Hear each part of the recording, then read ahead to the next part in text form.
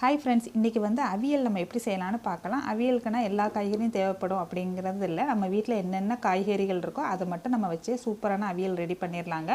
நான் வீட்டில் இருக்க காய்கறிகள் மட்டும்தான் எடுத்து வச்சுருக்கேன்.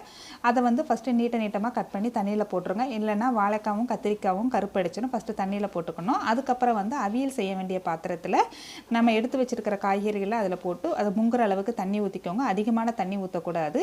அது கூடவே தேவையான உப்பு சேர்த்து நல்லா வேக விட்டுக்கோங்க. அதுக்கப்புறம் லாஸ்ட்டாக ஒரு பிஞ்சு மஞ்சத்தூள் சேர்க்கணும். நான் கொஞ்சம் அதிகமாக சேர்த்துட்டேன், நீங்கள் கொஞ்சம் கம்மியாகவே சேர்க்கணும். லைட் எல்லோ கலரில் தான் இருக்கணுங்க அவியல். அதுக்கப்புறம் அவியலுக்கு முக்கியமான மசாலா வந்து இதுதாங்க. நல்ல தேங்காய் எடுத்துக்கோங்க 2 சில்லு, அது கூட 2 பச்சை மிளகாய், அடுத்து சீரகம் சேர்த்து நல்ல பேஸ்ட்டு மாதிரி அரைச்சி காய்கறிகள் ஒரு 50% வெந்ததுக்கப்புறம் நம்ம அரைச்சி வச்சுருக்கிற பேஸ்ட்டை அதோடு சேர்த்து நல்லா மிக்ஸ் பண்ணி விட்டுக்கோங்க. கடைசியாக தேங்காய் எண்ணெய் ஊற்றி கொஞ்சம் தாளித்து கொட்டிட்டிங்கன்னா சூப்பரான அவியல் ரெடி ஆயிருங்க. இது சாம்பார் சாதம், தயிர் சாதம் எல்லாத்துக்குமே செம டேஸ்ட்டாக இருக்கும். ட்ரை பண்ணி பாருங்கள்.